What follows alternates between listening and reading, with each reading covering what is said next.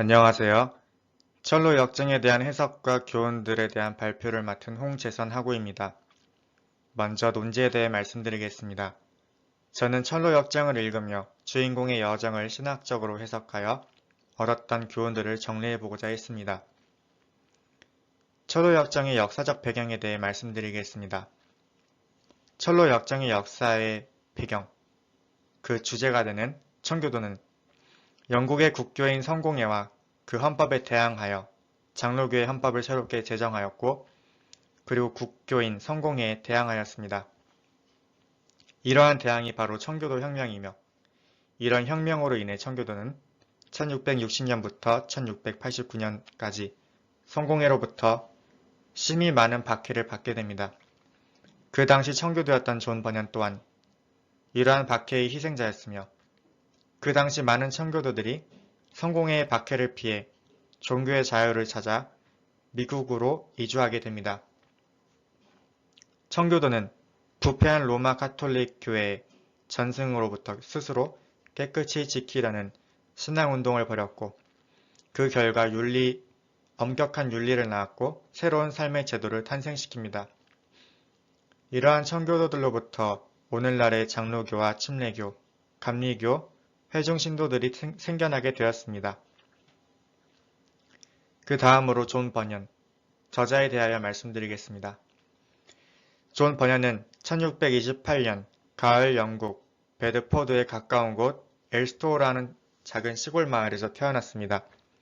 그는 변변찮은 집시의 후손으로 많은 것을 배우지 못했고, 어린 나이에 대장장이었던 아버지의 생업을 이어받아 낡은 항아리와 냄비 등을 수선하며 지냈습니다. 그가 16살이 되었을 때 그의 어머니는 세상을 떠났고, 그 해 아버지는 재혼을 하였습니다. 그 후 642년 왕과 의회 간의 종교 전쟁이 일어나게 되었고, 그는 청교도 혁명에 가담하여 의회파의 지원병으로 입대를 하였습니다. 5년 뒤 존 버년은 가정으로 돌아와 청교도 출신의 아내 메리와 혼인하여 메리의 영향으로 독실한 신앙심을 갖게 되었습니다. 1653년 그는 비국도교파 회중 목사인 기퍼드를 만나 더 깊은 신앙을 갖게 되었고, 그리고 그 영향으로 평신도 설교자가 되어 많은 사람들에게 감동을 주는 설교를 하였습니다. 그러나 찰스 2세 당시 왕정이 복고된 상황에서 국교회를 제외한 교회의 집회는 모두 금지되어 있었고, 존 버년은 비밀 집회 금지령 위반으로 체포되어 12년 동안 감옥 생활을 하게 되었습니다. 그의 투옥 생활 중 넘치는 은총 등 여러 권의 책을 저술하였습니다. 그리고 1678년은 그가 두 번째로 투옥되었을 때인데, 그때 그는 철로 역정을 저술하였습니다. 그의 인생은 청교도에 대한 신앙의 근거에 있었고, 그로 인해 국교도의 탄압과 박해를 많이 받아 많은 고난을 받게 되었지만, 그는 이러한 고난에도 불구하고 수많은 사람들에게 진정한 구원이 무엇인지 깨닫게 해주며 오직 복음만이 진리이며 구원임을 증명하고자 하였습니다. 세 번째로 구원론, 철로 역정의 특징에 대해 말씀드리겠습니다. 철로 역정의 핵심 주제는 구원입니다. 철로 역정은 구원론에 대한 알레고리적 비유를 통해 독자들에게 청교도의 신앙과 구원을 통찰할 수 있게 해줍니다. 구원론은 오직 예수 그리스도를 구세주로 믿음으로써 구원이 약속된다는 것이며, 기독교의 공통적인 교리입니다. 구원은 인간의 공로가 아닌 오직 예수 그리스도를 믿음으로 말미암아 얻을 수 있고, 이에 따르는 순종적인 자세와 거룩한 삶이 동반되어야 합니다.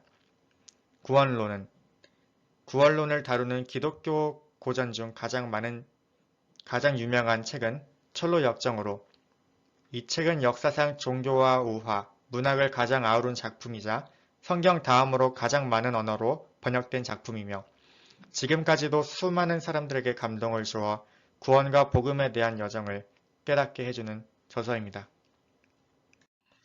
다음으로 줄거리에 대해 간략히 말씀드리겠습니다. 무거운 짐을 진 사람이 나옵니다. 한 남성이 무거운 짐을 지고 한 손엔 책을 펴 넘기면서 집을 향해 걷고 있었습니다. 그의 이름은 크리스천이며 죽음과 멸망이 다가왔다는 책 속의 내용을 보고 근심에 빠집니다. 그는 눈을 들어 타오르는 석양을 보았고 멸망이 다가왔음을 확신했습니다. 그가 집에 도착하자 그를 맞이하는 가족들은 그의 짐을 내려놓을 수 있도록 도왔지만 짐은 풀어지지 않았습니다. 그는 자신과 가족에게 닥칠 멸망으로 밤새 고민하며 슬픔에 빠졌습니다. 그 후 그는 그 고민을 안고 들판을 거닐다가 복음 전도자라는 사람을 만나게 됩니다. 복음 전도자는 그에게 빛을 향해 걸어가라는 말과 함께 천성을 향한 여정을 시작할 수 있게 해줍니다. 그는 멸망으로부터 벗어나고 자신의 짐을 내려놓기 위해 빛을 향해 빠르게 걸어갔습니다. 아내와 자녀들은 집에서 멀어져 가는 그를 불렀으나 그에겐 들리지 않았습니다. 어느새 크리스천은 들판의 끝자락에 이르렀고 빛이 새어나오는 문을 보았습니다. 그러나 그는 자신이 알지도 못하는 사이 늪에 빠지게 되었고 발걸음을 옮길 때마다 더 깊이 빠져들어갔습니다. 그는 빛나는 문을 앞에 두고 절망에 빠져 포기하려 했지만 도움이라는 자가 그를 건져내줍니다. 도움의 도움으로 늪에서 벗어난 크리스천은 빛나는 문을 향해 급히 달려갑니다. 빛나는 문을 힘겹게 도착한 그는 문 안으로 들어가려 하자 어리선과 화살이 날아와 그의 어깨를 스치고 문에 꽂혔습니다. 화살들은 그를 향해 계속해서 날아왔고 그는 문을 두드리며 열어달라고 간청했습니다. 그러자 친절이라는 자가 문을 열어 그를 맞이해 주었고 그에게 해설자의 집을 향한 길을 제시해 주었습니다. 그렇게 해설자의 집에 들어선 크리스천은 해설자의 인도를 받아 한 방으로 들어가는데 그 방에는 처녀가 빗자루로 방을 쓸면서 허공의 먼지를 흩뿌리고 있었습니다. 이에 해설자는 이 먼지는 죄이며 빚을은 율법의 빚이라고 설명해 줍니다. 해설자는 처녀에게 흩날리는 먼지를 잠재우고자 물을 뿌리라고 지시하며 먼지를 씻겨버립니다. 이 물은 인간의 죄를 씻는 하나님의 은혜를 의미한 것입니다. 해설자는 곧이어 크리스천을 다른 방으로 데려가 벽난로를 보여줍니다. 이 벽난로를 가운데 두고 두 남자가 서로 서서 한쪽에는 물을 부어대고 있고 반대쪽에는 기름을 부어대고 있었습니다.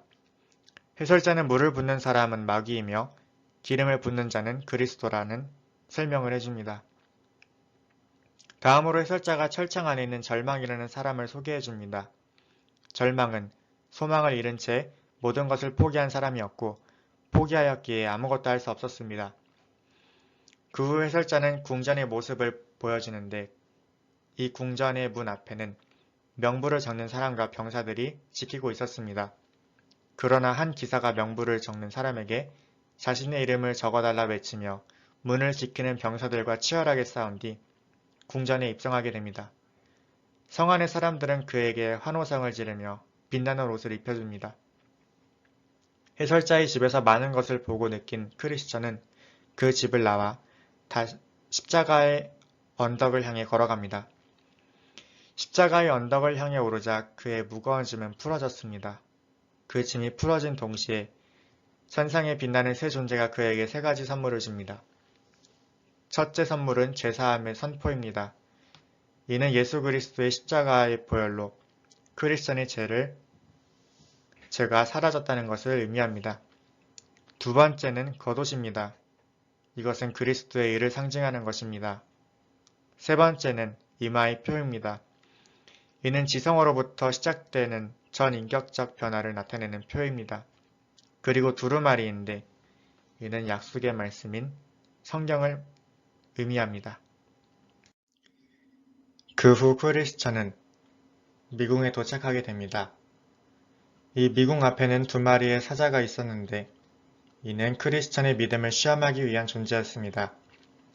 미궁의 문지기는 그에게 용기를 주며 사자들을 지나 미궁 안으로 들어올 수 있게 해줍니다. 이 미궁은 순례자들을 위로하기 위해 세워진 곳이었습니다. 이 미궁에는 네 자매가 나오는데 그 자매들의 이름은 분별, 신중, 자비, 경건이었습니다. 이 자매들은 크리스천에게 쉴 곳을 마련해 주어 잠시나마 쉴 수 있게 해줍니다. 날이 밝자 내 자매는 그를 무기고로 데려갑니다. 그 무기고의 무기들은 모두 상해 있었지만 크리스찬은 이 무기들로 전신을 무장합니다. 전신을 무장한 크리스찬은 미궁을 떠나 사망의 골짜기에 이르렀습니다. 그곳은 크리스찬이 살고 있던 멸망의 도시의 지배자인 아블로온이 살고 있는 곳이었습니다. 아블로온은 그에게 모든 여정을 멈추고 돌아가 그 도시에서 자신을 섬기라고 협박하였지만 크리스찬은 아블로온을 대적하며 가까스로 승리하였습니다. 크리스찬은 사망의 골짜기를 지나 믿음이라는 친구를 만났고 그 둘은 화영의 시장을 통과하게 됩니다. 화영의 시장은 온갖 거짓된 것으로 가득 차 있었고 그 안에 사는 주민들은 우상을 숭배하고 있었습니다. 그 주민들은 크리스천과 믿음을 가두며 신문하고 믿음을 처형하기까지 합니다. 순교당한 믿음의 영혼은 하늘나라에서 온 마차와 함께 하늘로 올라갑니다. 갇혀있던 크리스천은 소망의 도움으로 화영의 시장을 벗어나게 됩니다. 하지만 그 둘은 곧 고든 길에서 벗어나 길을 잃게 되고 거인에게 잡혀 의심의 성에 갇히게 됩니다. 그들은 거인에게 매일 구타를 당했고 구타가 점점 심해져 생을 포기하려 하던 때 두루마리에서 열쇠를 발견하고 탈출에 성공합니다. 이 두루마리는 십자가의 언덕에서 천상의 존재에게 받은 두루마리입니다. 그들이 거인으로부터 벗어나 다시 길을 향할 때 무지라는 사람을 만나게 됩니다. 무지는 빛나는 문을 통해 온 사람이 아니기에 두루마리가 없었으며 자신만의 종교를 내세우는 자였습니다. 무지는 결국 귀신들에게 끌려가 죽임을 당하고 맙니다. 그 후 무신론자를 만나게 되는데 그는 크리스찬의 고향 출신으로 먼저 순례를 떠난 자였습니다. 그는 오랜 세월 동안 여러 나라를 여행하며 천상에 도달하고자 하였으나 결국 천상을 찾지 못하고 포기한 자였습니다. 크리스천과 소망은 무신론자와 작별한 후 마침내 천성을 눈앞에 두고 있습니다. 그들에게 정말 많은 고난과 역경이 있었지만 그들은 끝내 포기하지 않고 이곳에 도달할 수 있었습니다. 하지만 천성을 바로 앞에 둔 그들에게 마지막 시험인 죽음의 강이 가로막고 있었습니다. 이 죽음의 강은 천성에 대한 믿음이 강하면 강할수록 건너기 수월하며 믿음이 없다면 가라앉아 죽음을 맞이하게 되는 강입니다. 크리스천은 일렁이는 강을 본 순간 두려움에 빠져 점점 가라앉았으나 소망의 경로로 천성에 대한 믿음이 회복되어 용기를 얻어 죽음의 강을 무사히 건너게 됩니다. 이제 그들은 그들의 목적지인 천성에 들어가고 천상의 존재들과 함께 면류관과 황금빛으로 빛나는 옷을 입게 됩니다. 이로써 그들의 길고 험난했던 여정이 끝나게 됩니다.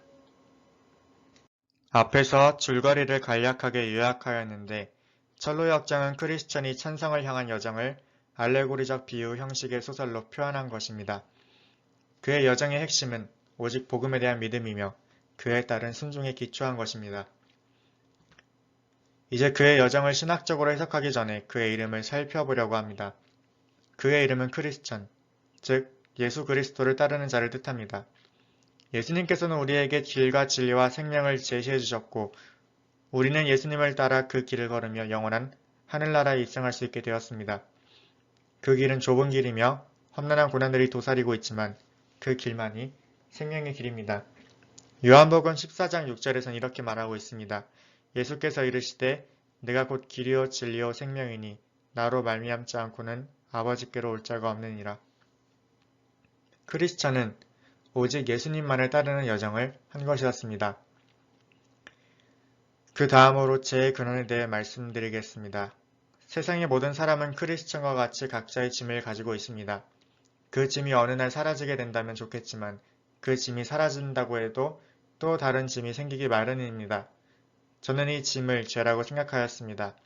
사람은 자신의 죄를 스스로 해결할 수 없으며 책임질 수 없습니다. 죄는 죽는 그 순간까지 우리를 쫓아다니며 삶을 무겁게 하고자 합니다. 그렇기에 예수 그리스도는 우리에게 이렇게 말씀하십니다. 수고하고 무거운 짐 진 자들아 다 내게로 오라 내가 너희를 쉬게 하리라. 짐에 대한 해답은 오직 예수님의 말씀에 있었습니다. 예수님은 자신을 따라온다면 짐을 책임져 주시겠다고 하십니다. 오직 예수님만이 우리의 죄를 구원하실 수 있기 때문입니다. 그 다음으로 빛나는 문에 대해 말씀드리겠습니다. 복음을 믿으며 앞길이 평탄하고 고난도 피해갈 것이라 생각했지만 현실은 그렇지 않습니다. 복음을 믿는다 해도 고난은 항상 존재하기 때문입니다. 바알세불의 화살과 같은 고난이 밀려오면 많은 사람들이 복음의 문을 열지 못하고 발걸음을 옮깁니다. 하지만 크리스천은 화살이 빗발치는 순간에도 빛나는 문을 향해 걸음을 옮겼고 결국 그 문에 들어갔습니다. 저는 이 빛나는 문을 복음을 받아들이는 사람의 마음이라 생각하였습니다. 크리스천의 행동은 복음을 믿는 하나님의 자녀들이 고난 앞에서 주저하지 말고 담대히 앞으로 나아가라는 메시지를 보여주는 것 같았습니다. 그 다음으로 미궁에 대해 말씀드리겠습니다. 저는 이 미궁이 교회의 상징이라 생각하였습니다. 교회의 표지는 말씀의 참된 전파와 교육, 참된 공동체의 교제 등 크리스천이 삶에서 실천해야 하는 것입니다. 이 미궁에 나오는 네 자매는 분별과 신중, 자비와 경건이며 교회의 공동체에 필요한 속성들이었습니다. 첫 번째 자매, 분별은 교회가 분별로서 참된 말씀을 전파하고 교육하는 것을 의미했고 두 번째 자매인 신중은 옛사람의 정욕을 경계해야 한다는 의미라고 생각했습니다. 세 번째 자매인 자비는 하나님께서 우리를 사랑하시고 용서하셨듯이 이웃에게도 그 사랑과 용서를 실천해야 한다는 것을 생각했습니다. 마지막 자매인 경건은 오직 예수님과 동행할 때만 가능하며 그렇기에 날마다 예수님을 주인으로 시인하고 따르는 삶을 살아야 한다는 것을 의미한다고 생각했습니다. 그 다음 허영에 대해 말씀드리겠습니다. 철로역정에 나오는 허영의 시장은 우상이 만연한 곳이었습니다. 우상은 하나님보다 의지하는 모든 것이 될 수 있으며 우상 숭배는 짙어질수록 하느님의 임재를 거부하고자 하는 특징이 있습니다. 또 허영에 빠진 자들은 겉에 치중된 삶을 살기에 내면을 보지 못하며 의인을 알아보지 못하고 박해하고 죽이기도 합니다. 이런 역사는 성경 속에 세세히 기록되어 있습니다. 스데반 선교사와 수많은 선지자들, 사도들, 예수님은 허영에 빠진 자들에게 박해를 당하며 죽임을 당하셨습니다. 우리는 눈에 보이는 현실에 의존하는 것이 아닌 하나님만을 의지하고 신뢰하는 삶을 살아야 합니다. 마지막으로 무신론에 대해 말씀드리겠습니다. 크리스천과 같은 고향 출신인 무신론자는 무신론을 의미합니다. 그의 모습은 성경을 믿지 않고 나름대로 진리를 찾기 위한 여러 종교들의 모습이었고 그들은 돌이키지 않는 한 영원히 길을 잃게 될 것입니다. 아무리 의로운 행동으로 선을 쌓거나 자신을 희생하더라도 복음에 대한 진리를 알지 못하면 아무 의미가 없기 때문입니다. 다음으로 철로 역정을 통해 얻은 교훈들에 대해 말씀드리겠습니다. 철로 역정을 통해 얻은 교훈은 많았지만 그 중에 대표적으로 4가지에 대해 말씀드리겠습니다. 첫 번째로 저는 죽음에 대해 진지하게 생각해 볼 수 있었습니다. 세상 사람들은 성공과 명예, 부를 쌓기 위해 살아가지만 저는 죽음을 위해 살아가고자 합니다. 그 뜻은 예수님께서 주인공에게 제시해 주신 좁은 길을 걸으며 끝까지 예수님께 순종하는 것을 의미합니다. 죽음에 대해 고찰하다 보니 삶의 방향이 바뀔 수밖에 없음을 깨닫게 되었습니다. 두 번째로 크리스천의 여정을 통해 성경과 성령님의 인도하심이 필요하다는 것을 배웠습니다.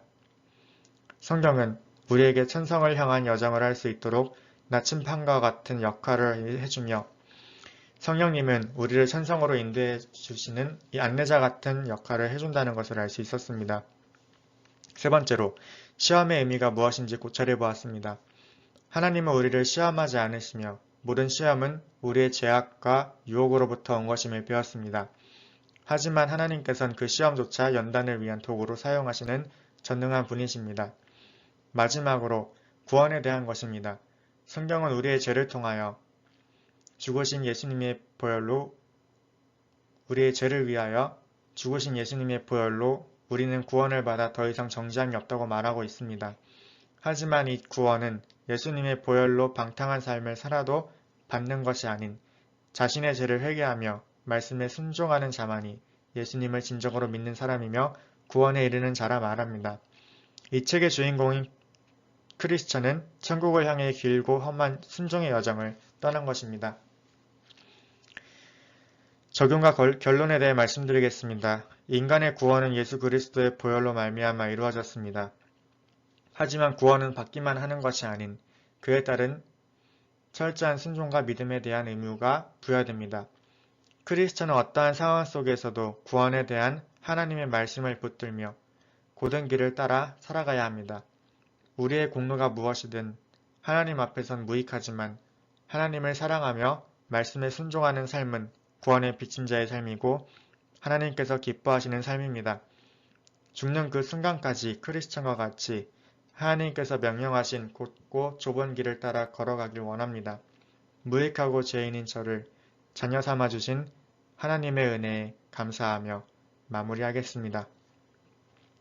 참고 문헌은 교수님 강의, 그 다음에 성경, 톰슨 주석, 교회용어사전, 위키백과, 해외 저자사전, 종교학 대사전, 두산백과가 있습니다. 감사합니다.